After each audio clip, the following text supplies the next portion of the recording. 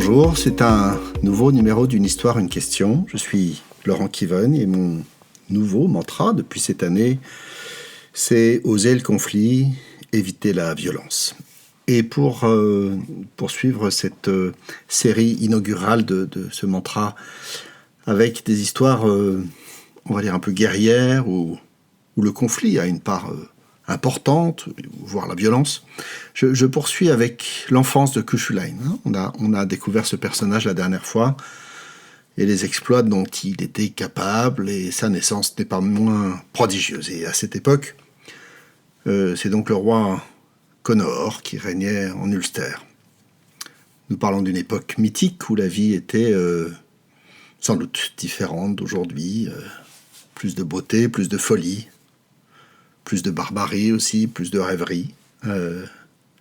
Et le roi Conor avait une sœur qui s'appelait Deshtiré, je prononce à la française, une femme absolument somptueuse, qui dit le conte, dit Henri Gougaud qui raconte ça, dont il dit qu'elle faisait pleurer d'amour les cailloux sur son chemin.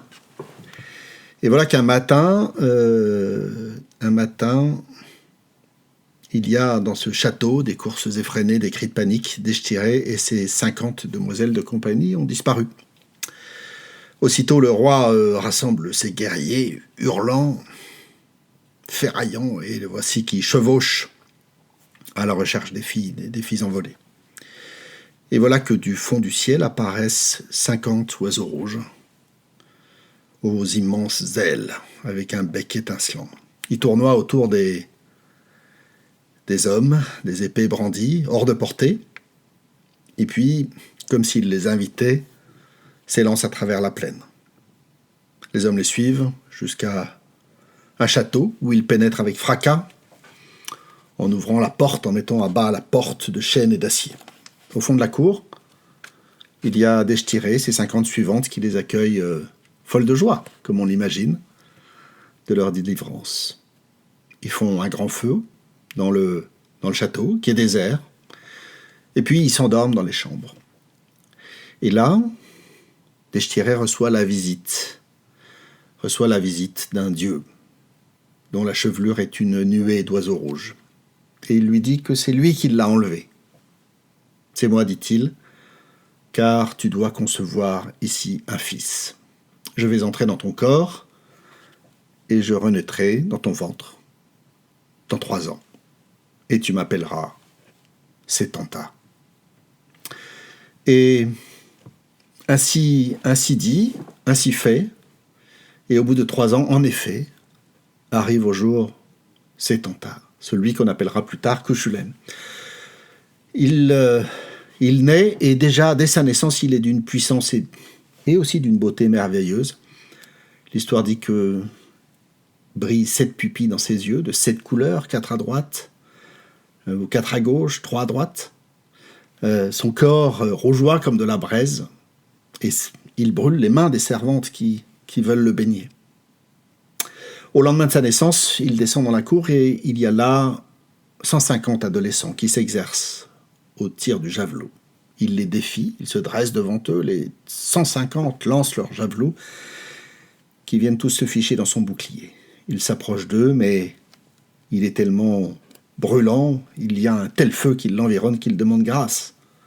Tout cela le fait rire. Et en quelques instants, il est devenu aussi grand qu'un homme. Un jour, le roi Conor l'appelle au château de Cuchulainn. La route est longue. Il s'en va de bon matin. En arrivant, il frappe au portail si fort que le portail se fend. Conor et Cuchulainn s'épouvantent. Il croit qu'une bande de pillards les assaille, alors il lâche son chien. Cuchulainn lâche son chien. Une énorme bête. Il faut 3 chaînes pour le tenir et 3 hommes à chaque chaîne. Le chien s'élance, mais d'une pichenette.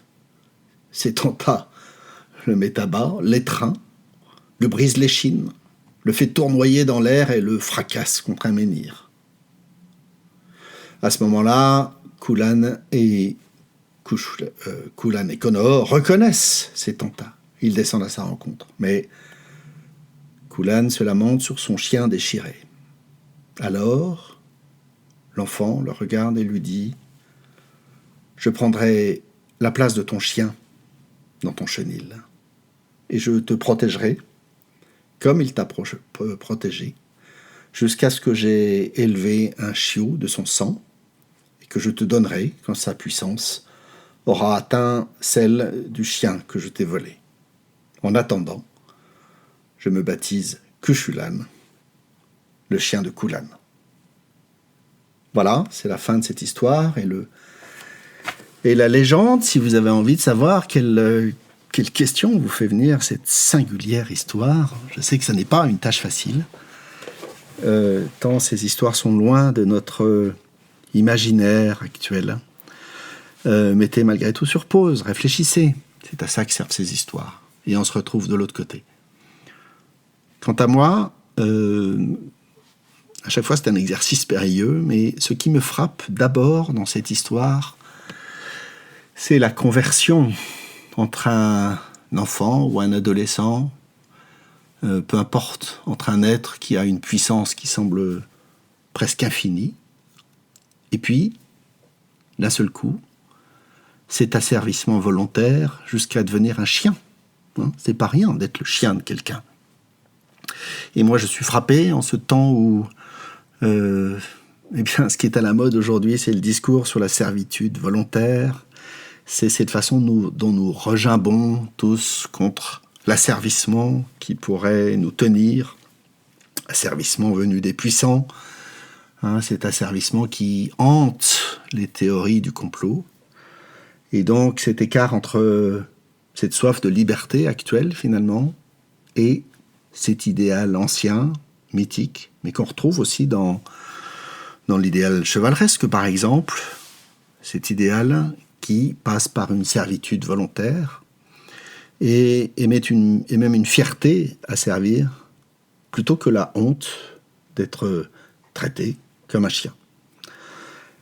Et la question que je me pose, c'est tiens, et si je mettais ma puissance, toute relative soit-elle, celle que j'ai, celle dont je dispose, qu'elle soit modeste ou non, au service de quelle cause aurais-je envie de la mettre?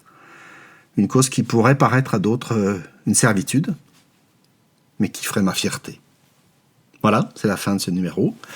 On se retrouve la semaine prochaine. N'oubliez pas de cliquer et de partager.